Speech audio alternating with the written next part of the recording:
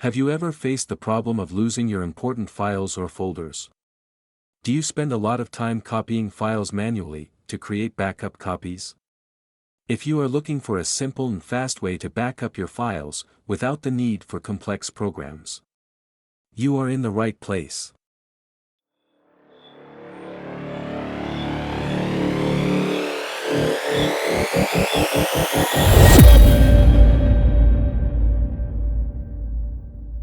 Welcome my friends, to a new video on the Valley 4 Text channel.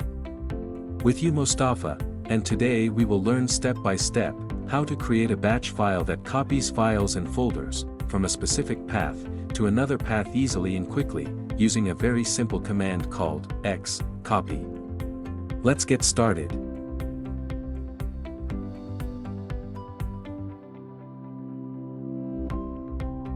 First, let's take a look at the script we'll be using today, and explain what each line does. First command, @echo off. This command hides the commands that appear in the command prompt window when running the file. Its purpose is to improve the user experience so that unimportant execution details are not displayed. Second command, echo backing up files. This is a simple command to print a message in the command prompt window telling you that the backup is in progress. The purpose is to make the process clearer and easier to understand. Third command, XCOPY, SourcePath, DestinationPath, /e/h/y. This is the main command that performs the copy operation. Let's explain the parts in detail.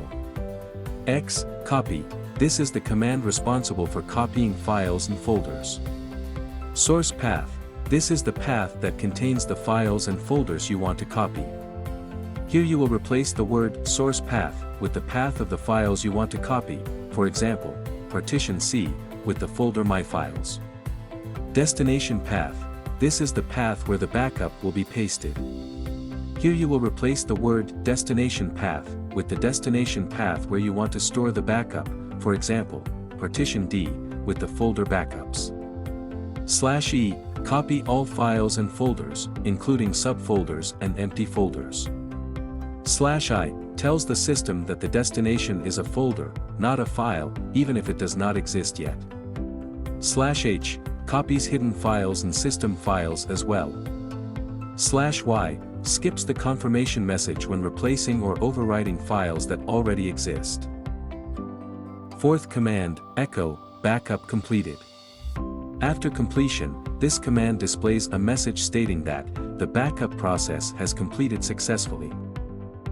Fifth command, pause.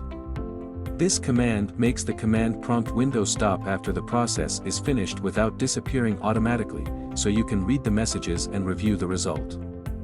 Finally, it asks you to press any key to end the window.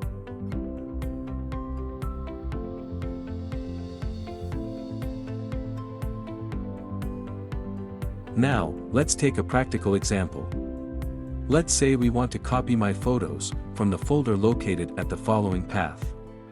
C partition, then users folder, then my profile folder, then my photos folder.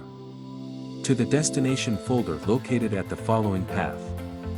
D partition, then the folder named my backup files. Anywhere on your device, open any text editor you prefer. In our case, I will use text document by right-clicking, then selecting the New option, then choosing Text Document. After that, I will give the file a name that indicates the function it performs, for easy identification later, such as Backup Files. After that, I will open the file and copy the code we just explained inside it. Don't worry, I will put a copy of the code in the description of this video. With the code, I will replace the word SourcePath with the path to the folder that contains the files I want to back up.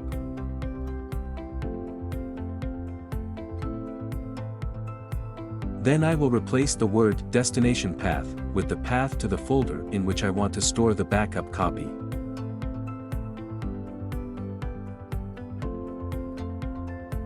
After that, I will save the file with a name by going to the File tab, then selecting the Save As option. From the window that appears, I select the All Files option from the Save as Type drop-down list. Then add the extension .bat at the end of the name to become backupfiles.bat.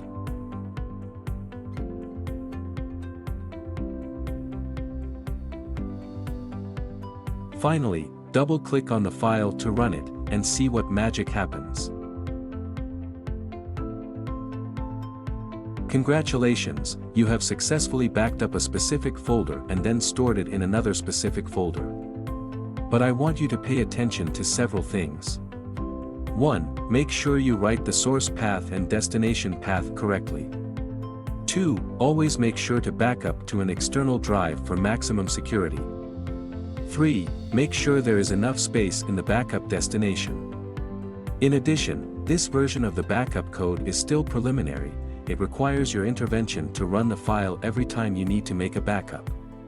If you are interested in a video on how to make a backup on a daily or weekly basis without your intervention, just let me know in the comments. That's all. If you found this video helpful, click the like button and share it with someone who needs it. And don't forget to subscribe to the channel for more tech tips. Thanks for watching, and see you in the next video.